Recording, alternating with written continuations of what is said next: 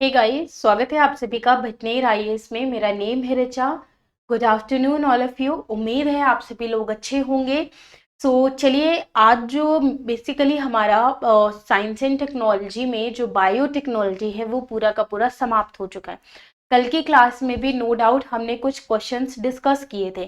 आज की क्लास में भी मैं कुछ आपके साथ प्रैक्टिस क्वेश्चंस प्रीलिम्स के डिस्कस करूंगी। पहले 8-10 वो क्वेश्चंस उसमें से, क्योंकि मैंने कल देखा तो मैंने कल आपको वो क्वेश्चंस करवाए जो बेसिकली मैंने कुछ नहीं जो बेसिकली मैंने कहीं ना कहीं क्लासेस में करवाए हुए हैं। बट ये जो है ये प्रैक्टिस क्वेश्चंस हैं जो कहीं ना कहीं आपके एग्जाम आने वाले एग्जाम्स में इंपॉर्टेंट हो सकते हैं। प्लस इसमें से कुछ जो है ये करंट रिलेटेड क्वेश्चंस भी हैं, इसलिए मैं यहाँ पे ये क्वेश्चंस भी आपके साथ डिस्कस करूंगी। प्लस मैं आपको मेंस के क्वेश्चंस भी दूंगी। मुश्किल से ये क्लास जो है वो बहुत ज़्यादा देर की नहीं होगी, आई नो, बट ये क्लास काफ़ी ज़्यादा इंपॉर्टेंट है। इसके सारे क्वेश्चन जो हैं वो आपको पीडीएफ तो मिल जाएगी, लेकिन आप पीडीएफ की बजाय आप एक काम करिएगा, अपनी जो भी आपकी कॉपी होगी जो आपने बनाई होगी स्पाइरल कुछ भी, उसमें आप ये सारे के सारे क्वेश्चंस नोट डाउन कर लीजिएगा, ताकि इन फ्यूचर आपके पास एक कंपाइलेशन रहे क्वेश्चन का। और आपको करना क्या है कि पूरा चैप्टर रिवीजन करते जाना है और धीरे धीरे उन क्वेश्चंस को लिखकर मुझे सबमिट भी करना है। ठीक है। गाइस, स्टार्ट करने से पहले मैं आपको अपने second YouTube channel prep today के बारे में बताना चाहती हूँ, जहां पर हम एसएससी सीजीएल की तैयारी आप सभी को करवाते हैं। आपके जो भी फ्रेंड सर्कल में कोई भी रिश्तेदार कोई भी है, आप उन्हें प्रैप टुडे के बारे में ज़रूर बताइए। प्लस उन्हें आप ये भी बताइएगा कि यहाँ पर उनको डेली मैथ्स के, रीजनिंग के, इंग्लिश के एंड करंट अफेयर्स से रिलेटेड जो भी वीडियो होंगे वो सभी के सभी मिलेंगे। आप सभी जो है वो तमाम लोगों के साथ शेयर कर दीजिए एंड प्रैप टुडे को भी सब्सक्राइब कर लीजिए। जो भी आपके जानने वाले हैं उन तक ये बात जरूर पहुंचाइए। चलिए देखते हैं आज के पहले क्वेश्चन को। पहला क्वेश्चन है, जैव प्रौद्योगिकी विज्ञान को लाल, हरित, नीला तथा श्वेत उप विभागों में वर्गीकृत किया गया।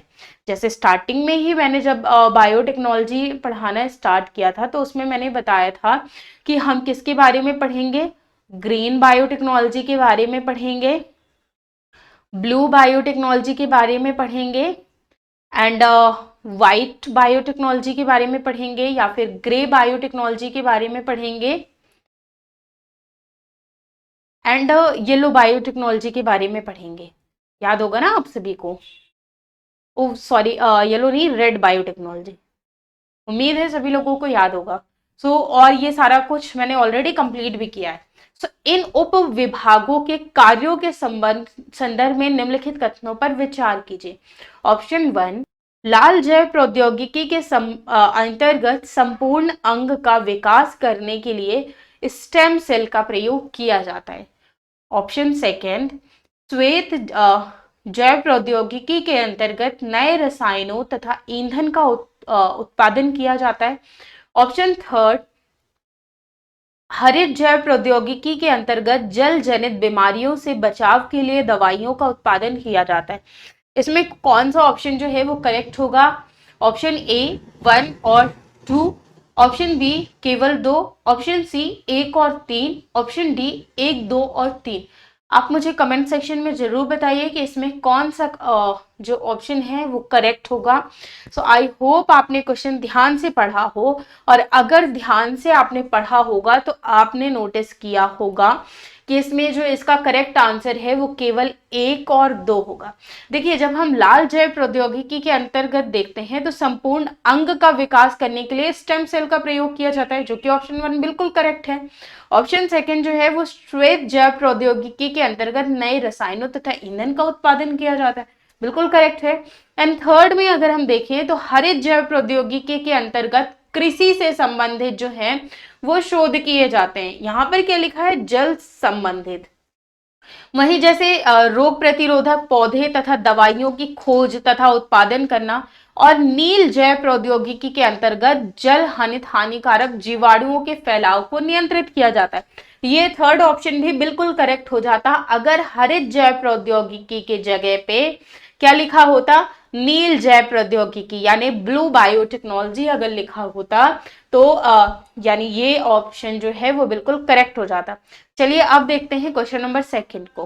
क्वेश्चन नंबर सेकंड है, राष्ट्रीय जैव प्रौद्योगिकी विकास रणनीति 2015 से 2020 के उद्देश्य के संदर्भ में निम्नलिखित कथनों पर विचार कीजिए। ऑप्शन 1, भारत को एक विश्व स्तरीय जैव विनिर्माण केंद्र के रूप में स्थापित करना है। ऑप्शन सेकंड, नए जैव प्रौद्योगिकी उत्पादों के निर्माण, अनुसंधान और विकास का व्यावसायीकरण के लिए मजबूत बुनियादी ढांचा बनाना। ऑप्शन थर्ड, भारत के मानव संसाधनों को वैज्ञानिक और तकनीकी रूप से सशक्त बनाना। उपयुक्त कथनों में से कौन सा सही है? क्वेश्चन नंबर सेकंड ध्यान से पढ़िए। ए ऑप्शन 1 और 2, बी ऑप्शन केवल 2, सी 1 और 3, डी 1, 2 और 3। सो सेकंड क्वेश्चन है ये, क्या होगा इसका करेक्ट आंसर? आप मुझे कमेंट करके जरूर बताइए। सो क्वेश्चन नंबर सेकंड का जो करेक्ट आंसर होगा वो क्या होगा? तो बेसिकली क्वेश्चन नंबर सेकंड का जो करेक्ट आंसर है वो डी नंबर है, यानी 1, 2 एंड 3 सारे के सारे ऑप्शंस करेक्ट है। अब मेनली राष्ट्रीय जैव प्रौद्योगिकी विकास रणनीति 2015 से जो 2020 तक के लिए चालू की गई थी, उस रणनीति के मेनली उद्देश्य क्या थे वो भी मैं आपको बता देती हूँ, कुछ इसमें लिखे हुए हैं। अब जब option third D number correct है, यानी सारे के सारे पॉइंट है, तो ऑब्वियसली ये तो रहे ही होंगे, लेकिन इसके अलावा और कौन कौन से हैं? सो जैसे मानवता की भलाई के लिए ज्ञान और साधनों के का उपयोग करने को बढ़ावा देना। नेक्स्ट, नए जैव प्रौद्योगिकी के उत्पादन के निर्माण के लिए महत्वपूर्ण निवेश के साथ साथ एक प्रमुख और सुव्यवस्थित मिशन की शुरुआत करना। वहीं भारत के बेमिसाल जो मानव संसाधन है उनको वैज्ञानिक और तकनीकी रूप से सशक्त करना। भारत को एक विश्व स्तर के जैव विनिर्माण के केंद्र के रूप में स्थापित करना। वहीं एक कुशल और कार्यबल के नेतृत्व के रूप में स्थापित करना। नो डाउट ये बहुत ज्यादा वो नहीं है, लेकिन एक्चुअल में आपको बेसिक्स पता होंगे किसी योजना के तो आपके काम आ जाएंगे। वहीं उपयोग से प्रोत्साहित खोज अनुसंधान को प्रोत्साहन देना, बढ़ावा देना, समग्र विकास के लिए जैव प्रौद्योगिकी उपकरणों पर ध्यान केंद्रित करना और जैव प्रौद्योगिकी सहयोग वैश्विक और राष्ट्रीय सहयोग को बढ़ावा देना। तो इस तरीके से कुछ जो है वो इसके उद्देश्य रखे गए थे राष्ट्रीय जैव प्रौद्योगिकी विकास रणनीति के। अब बात करते हैं आज के अपने तीसरे प्रश्न की। तीसरा प्रश्न है, निम्नलिखित युग्मों पर विचार कीजिए। फाइटो फार्मा प्लांट मिशन, नष्ट हो चुके पौधों के विषय में जानकारी एकत्रित करना। सेकंड ऑप्शन है ब्रह्मपुत्र जैव विविधता और जीव विज्ञान बोट B4 एक प्रमुख पारिस्थितिकी हॉटस्पॉट है। निम्नलिखित युग्मों पर सही विचार कीजिए कि इसका जो करेक्ट आंसर होगा वो कौन सा जो है वो करेक्ट आंसर होगा। तो इसके करेक्ट आंसर की बात करें, यानी ऑप्शंस की बात कर लेते हैं। तो पहला ऑप्शन जो है वो केवल 1, ऑप्शन बी केवल 2, ऑप्शन सी 1 और 2 दोनों, डी ना तो 1 ना ही 2। तो क्वेश्चन नंबर थर्ड का जो करेक्ट आंसर हो जाएगा वो क्या होगा, आप मुझे कमेंट सेक्शन में बताइए। तब तक मैं बताती हूँ क्वेश्चन नंबर थर्ड का जो करेक्ट आंसर है वो बी नंबर है। बी इसका करेक्ट आंसर है, जिसे हम विज्ञान और प्रौद्योगिकी मंत्रालय के तहत जैव प्रौद्योगिकी विभाग DBT ने देश भर के पूर्वोत्तर क्षेत्र के जैव प्रौद्योगिकी क्षेत्र में मूलभूत परिवर्तन के लिए कदम उठाए हैं। वहीं समावेशी विकास के संदर्भ में जो DBT है उसने नए कार्यक्रम और मिशन की भी घोषणा की है। DBT ने मेनली उत्तर पूर्वी क्षेत्र जो बायोटेक्नोलॉजी प्रोग्राम मैनेजमेंट सेल है उसका गठन किया है और इसका वार्षिक निवेश जो है वो वार्षिक निवेश की अगर हम बात करें सो 180 रुपीस करोड़ है और ये पूर्वोत्तर क्षेत्र में जैव प्रौद्योगिकी शोध की प्रगति को प्रदान करेगा। वहीं इसके तहत कुछ परियोजनाएं चालू की गई हैं, जैसे कि फाइटो फार्मा प्लांट मिशन। इसका जो मिशन है वो मेनली वो 50 करोड़ तक का मिशन रखा गया है, जिसका उद्देश्य जो है वो लुप्त प्राय या लुप्त होने के खतरे को झेल रहे औषधीय प्लांट जो है उनका संरक्षण करना। तो यहाँ पर क्या दिया था, फाइटो फार्मा प्लांट मिशन, नष्ट हो चुके पौधों के विषय में जानकारी एकत्रित करना। बल्कि क्या रखा गया है, लुप्त प्राय और लुप्त होने के जो खतरे को झेल रहे औषधीय प्लांट हैं उनका संरक्षण करना। सो उम्मीद है आपको क्लियर हुआ होगा कि फर्स्ट पॉइंट जो है वो इसका रॉन्ग क्यों था। ठीक है, उम्मीद है कि क्लियर हुआ होगा। एक्चुअली में ये जो था कि एक मिशन है जो अलग अलग हम कह सकते हैं कि मिनिस्ट्रीज वगैरह हैं, जो अलग अलग मिनिस्ट्रीज हैं वो इनिशिएटिव्स टाइम टू टाइम लेती रहती हैं। तो इसी लिए बेसिकली ये जो है वो बेसिकली करंट का क्वेश्चन था। और करंट के लिए भी परेशान मत होइए, क्योंकि मुझे पता है कि आप करंट अफेयर्स भी time to time daily wise follow नहीं करते होंगे। वैसे अगर नहीं करते हैं तो करना चाहिए, बहुत अच्छी बात है। और जो लोग करते हैं तो वेरी गुड, बहुत अच्छी बात है कि आप लोग करंट अफेयर जो है वो डेली फॉलो करते हैं। हम क्या करेंगे कि जो 1 ईयर का जो भी करंट अफेयर्स कंपाइलेशन होगा तो 5 to 6 वीडियोस में पूरे ईयर का साइंस एंड टेक्नोलॉजी का करंट अफेयर्स कंप्लीट कर लेंगे। उससे होगा क्या कि जितना भी आपका जो भी करंट अफेयर्स बचा हुआ है या जो भी आप नहीं कंप्लीट कर पाते हैं, कभी चूक गए या कोई चीजें ऐसी रही जो न्यूज में रही लेकिन आपको बहुत ज्यादा उसके बारे में पता नहीं था तो आपने उसे स्किप कर दिया, तो वो हम उसके थ्रू कर लेंगे, ताकि आपका करंट वाला पोर्शन अगर कोई भी यूपीएससी में करंट से रिलेटेड भी क्वेश्चन आए तो वो भी आपका ना छूटे। चलिए अब नेक्स्ट क्वेश्चन देखते हैं। क्वेश्चन नंबर 4,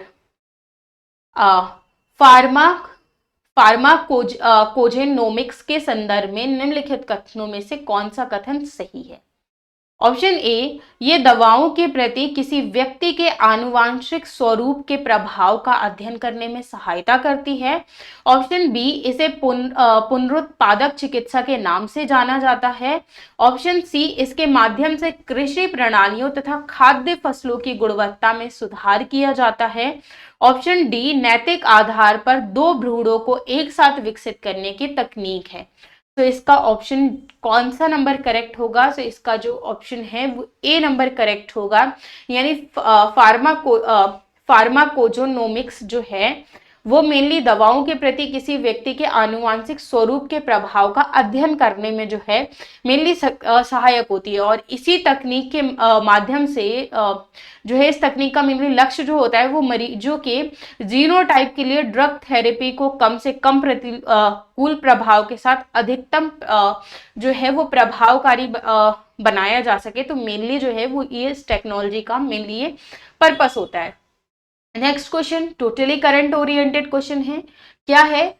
हाल ही में चर्चा में रहे जर्म लाइन एडिटिंग तकनीक के संदर्भ में निम्नलिखित कथनों पर विचार कीजिए। यानी जर्म लाइन एडिटिंग जो है ये तकनीक जीनोम एडिटिंग से संबंधित है। इस तकनीकी द्वारा भ्रूण को किसी भी मानव में प्रत्यारोपित किया जा सकता है। ऑप्शन थर्ड, इस तकनीकी द्वारा जीन में किए गए आनुवांशिक सुधारों को भावी पीढ़ियों तक स्थानांतरित किया जा सकता है। उपयुक्त कथनों में से कौन सा ऑप्शन जो है वो करेक्ट है? ए केवल 1 और 2, बी केवल 2, सी 1 और 3, डी 1, 2 और 3। तो क्वेश्चन नंबर 5 है ये। इसका करेक्ट आंसर आप मुझे कमेंट बॉक्स में बताइए कि क्या होगा क्वेश्चन नंबर 5 का correct answer. So question number 5 का जो करेक्ट आंसर होगा वो होगा सी नंबर, यानी 1 एंड 3rd पॉइंट जो है वो बिल्कुल करेक्ट है। यानी कि यानी जो जर्मलाइन एडिटिंग है वो जीनोम एडिटिंग से ही संबंधित है। और जीनोम एडिटिंग मेनली जो ये जो तकनीक है ये भ्रूण को किसी भी मानव में प्रत्यारोपित नहीं किया जाता, बल्कि इसके द्वारा भ्रूण में लक्षित जो भी आनुवांशिक परिवर्तन होते हैं तो आनुवांशिक परिवर्तन को करने के लिए क्या है जर्मलाइन एडिटिंग तकनीक जो है वो यूज की जाती है। और इसीलिए जो सेकंड ऑप्शन था वो रॉन्ग था। थर्ड ऑप्शन भी बिल्कुल करेक्ट है। तो चलिए अब बात करते हैं अपने छठवें प्रश्न की।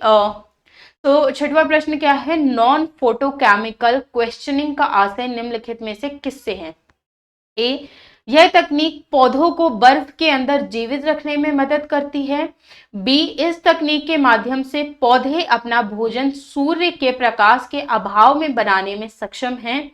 ऑप्शन सी, यह तकनीक जलीय तंत्र के पौधों को ऑक्सीजन प्रदान करती है। ऑप्शन डी, यह तकनीक पौधों को प्रकाश की उच्च तीव्रता के प्रभाव से बचाने में सक्षम है। तो क्वेश्चन नंबर 6 का जो करेक्ट आंसर होगा वो क्या होगा? सो क्वेश्चन नंबर 6 का करेक्ट आंसर डी है। ये तकनीक जो है वो पौधों को प्रकाश की उच्च तीव्रता के प्रभाव से बचाने में सक्षम रहते हैं। वहीं अगर हम देखें तो पौधों की पत्तियां जो हैं वो जरूरत से ज्यादा सूर्य के प्रकाश को अवशोषित कर लेती हैं और ऐसे में पत्ती के अंदर जो है वो जो भी रासायनिक परिवर्तन होते हैं उनके माध्यम से अतिरिक्त ऊर्जा को ऊष्मा के रूप में क्षय होने देती है और इसी को जो ये प्रोसेस होता है उसी को नॉन फोटोकेमिकल क्वेश्चनिंग कहा जाता है। चलिए बात करते हैं नेक्स्ट क्वेश्चन की, क्वेश्चन नंबर 7 की।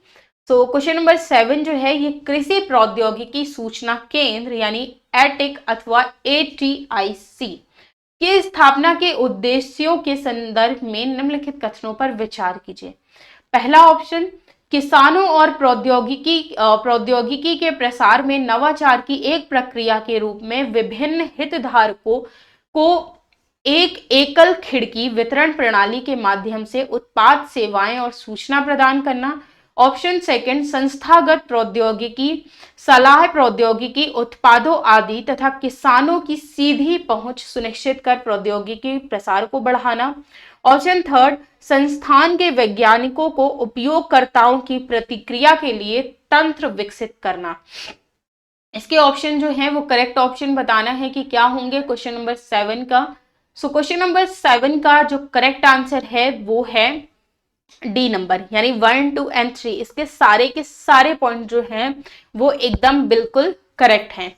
मेनली अगर हम इसके बारे में बात करें यानी राष्ट्रीय कृषि अनुसंधान प्रणाली ने किसानों के लिए काफी सारा लाभ के लिए अनेक कृषि प्रौद्योगिकियों का सृजन किया है, जिसमें से एक जो है वो कृषि प्रौद्योगिकी सूचना केंद्र भी है।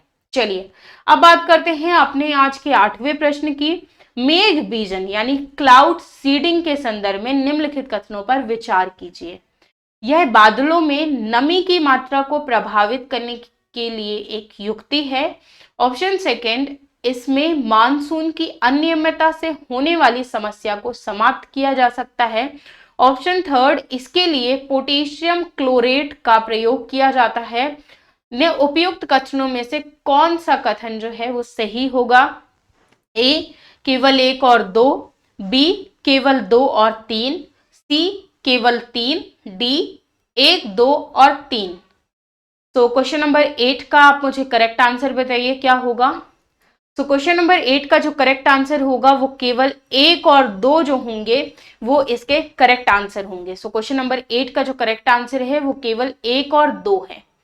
वहीं मेघ बीजन और क्लाउड सीडिंग जो है वो बादलों में नमी की मात्रा से प्रभावित करने की एक मेनली युक्ति होती है।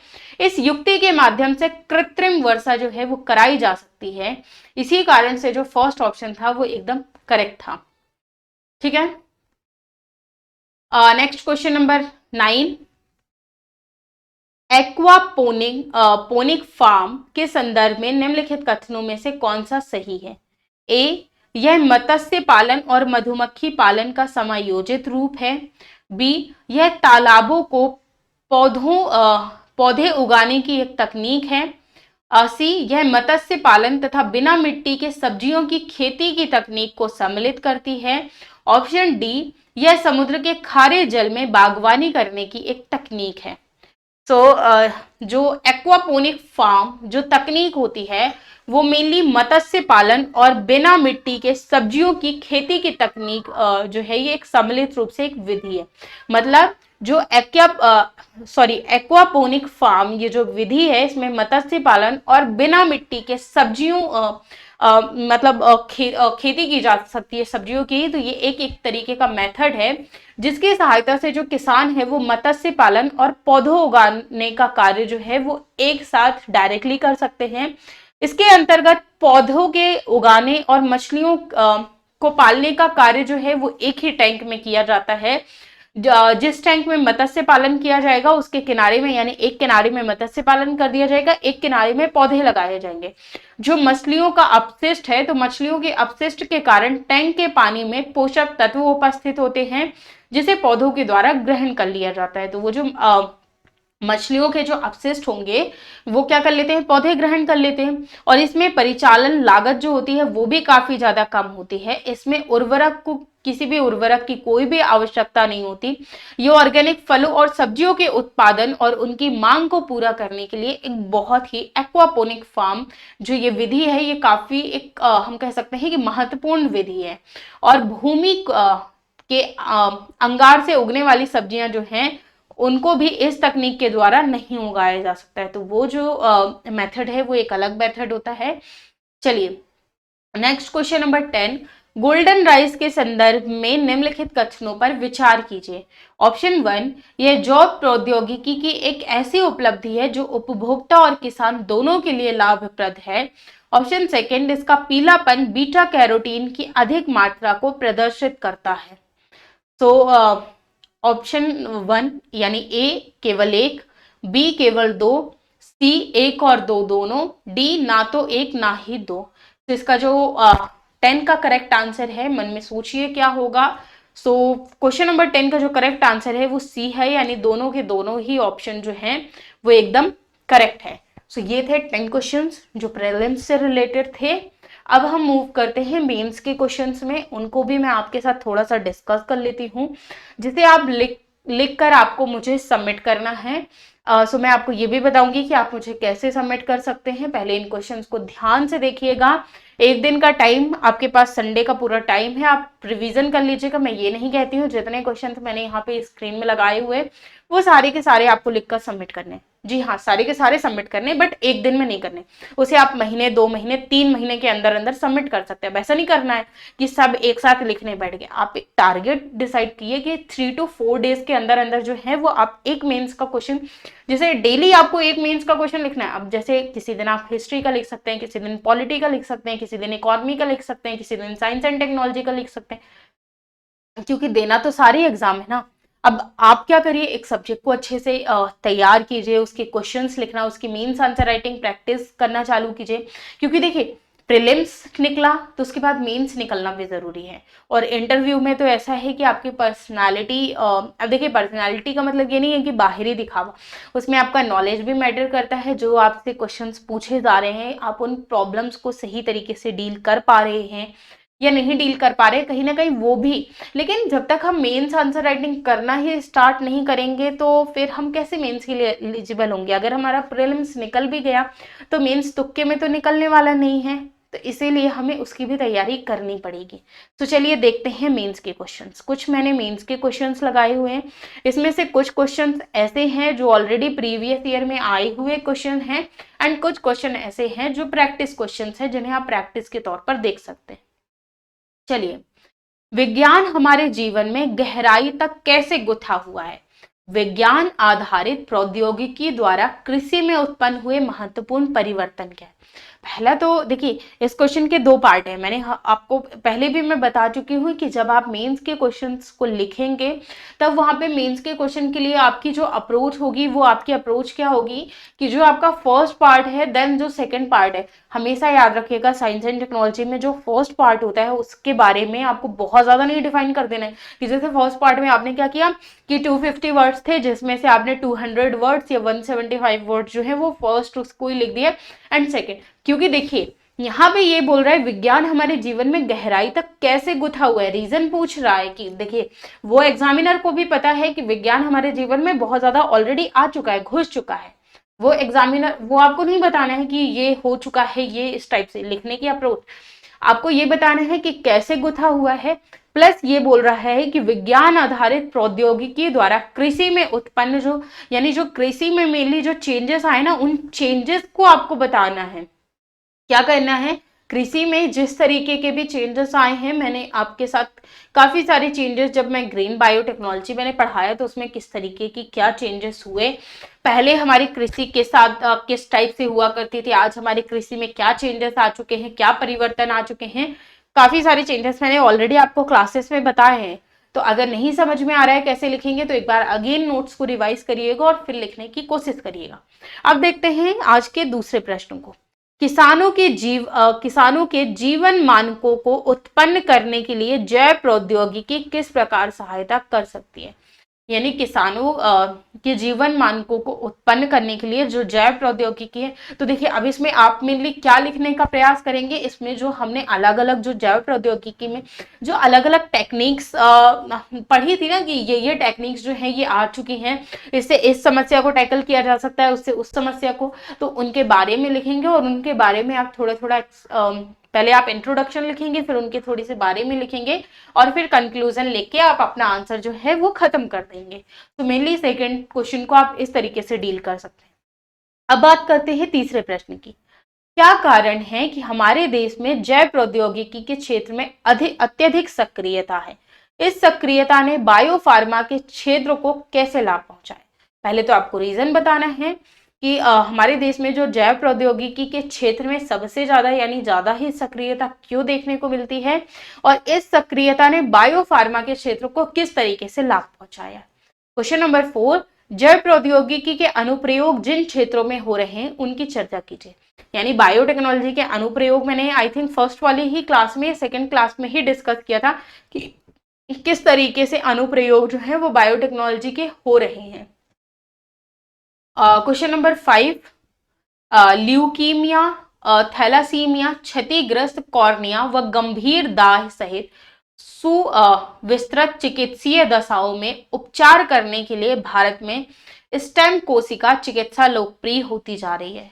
ठीक है, उसके अलावा संक्षेप में वर्णन कीजिए कि स्टेम कोशिका उपचार क्या होता है और अन्य उपचारों की तुलना में इसके क्या लाभ है। तो पहले तो आपको ये बताना है कि आप स्टेम सेल कोशिका उपचार के बारे में थोड़ा सा संक्षेप में बता सकते हैं। मेनली इनके उपचारों की जो अलग अलग उपचारों की तुलना में जो स्टेम कोशिका उपचार है उसमें इसके क्या लाभ हैं वो आपको बताना है। क्वेश्चन नंबर 6, क्या एंटीबायोटिक का उपयोग और डॉक्टरी नुस्खे के बिना मुक्त उपलब्धता भारत में औषधि प्रतिरोधी रोगों के आविर्भाव के अंशदाता हो सकते हैं? अनुवीक्षण और नियंत्रण की क्या क्रियाविधियां उपलब्ध हैं? इस संदर्भ में मुद्दों पर समालोचनात्मक चर्चा कीजिए। तो यहाँ पर क्या बोला है, समालोचना पूर्वक चर्चा करने की बात जो है वो क्वेश्चन नंबर 6 में कही गई है। क्वेश्चन नंबर 7, मानव जनसंख्या का 2050 तक 9 अरब तक बढ़ जाना अनुमानित है। देखिए अनुमानित है, अनुमान बताया गया है कि जो है अनुमान लगाए गए। इस संदर्भ में अनेक वैज्ञानिकों की भविष्यवाणी है कि भूख को दूर करने और पर्यावरण का संरक्षण करने में पादप जीनोम विज्ञान एक क्रांतिक भूमिका निभाएगा। देखिए ऑब्वियसली अगर पॉपुलेशन बढ़ेगी तो पॉपुलेशन, देखिए रिसोर्सेज तो ऐसा है नहीं कि लैंड भी बढ़ जाएगा, तो कहीं ना कहीं अगर पॉपुलेशन बढ़ती है तो उनके लिए एक्स्ट्रा फूड की जरूरत होगी, उनको भी लाइट्स की जरूरत होगी, उनको भी वाटर की जरूरत होगी। तो कहीं ना कहीं इनके संदर्भ में अनेक वैज्ञानिक हैं, उन्होंने ये दावा किया है कि भूख को दूर रखने और पर्यावरण का संरक्षण करने में जो पादप जीनोम विज्ञान है वो एक क्रांतिकारी भूमिका निभाएगा। किस तरीके से निभा सकता है आपको स्पष्ट करना है। क्वेश्चन नंबर 8, जैव सूचना विज्ञान की आपको परिभाषा देनी है और यह किस प्रकार से कार्य करता है, इसकी प्रमुख शाखाएं और अनुप्रयोग क्या क्या हैं उसके बारे में बताना है। क्वेश्चन नंबर 9, भारत के प्रौद्योगिकीय विकास के लिए चिकित्सीय जैव प्रौद्योगिकी और जैव इंजीनियरिंग किस प्रकार से उपयोगी है वो बताना है। क्वेश्चन नंबर 10 में जीनोम पर संक्षिप्त टिप्पणी करनी है, यानी संक्षिप्त में बताना है जीनोम के बारे में कि जीनोम होता क्या है, किस तरीके से वर्क करता है, क्या चीजें हैं। क्वेश्चन नंबर 11 में मानव जीनोम परियोजना के उद्देश्यों एवं वर्तमान में जो उपलब्धियां हासिल की गई हैं उन उपलब्धियों के बारे में बताना है। नेक्स्ट क्वेश्चन नंबर 12, जैव प्रौद्योगिकी धमाका भारत के लिए स्वर्णिम मार्ग खोल सकता है। तो इसके बारे में जैव प्रौद्योगिकी बहुत सारी कुछ क्वेश्चंस ऐसे हैं जो कहीं ना कहीं लिंक कर रहे हैं। और 13 जो है वो मानव क्लोनिंग क्या है, क्या ये खतरनाक है या लाभदायक है, चर्चा करना। तो ह्यूमन क्लोनिंग मैंने आपको ऑलरेडी बताया था, मैंने ये भी बताया था कि ये बैन है। सो बस आपको डायरेक्टली ऐसे नहीं लिख देना है कि मानव क्लोनिंग क्या है और ये इंडिया में बैन है। उसमें क्वेश्चन आपसे ये पूछा है कि क्या ये खतरनाक है या लाभदायक है, रीजन सहित आपको बताना है। अगर आप लिखेंगे खतरनाक है तो आपको रीजन देना है कि क्यों है खतरनाक, और अगर आप लाभदायक लिख रहे हैं तो रीजन दीजिए कि क्यों है। ठीक है, तो ये थे हमारे क्वेश्चंस, जो मेंस के भी क्वेश्चंस। अब नेक्स्ट जो हमारी कल से हमारी जो नेक्स्ट क्लासेस चलेंगे, उसमें हम बायोटेक्नोलॉजी का एकदम fresh and new topic complete करेंगे। इसे अच्छे से कंप्लीट कर लीजिए। सो मिलते हैं हम आपसे नेक्स्ट क्लास में। Thank you so much, bye bye आप सभी को।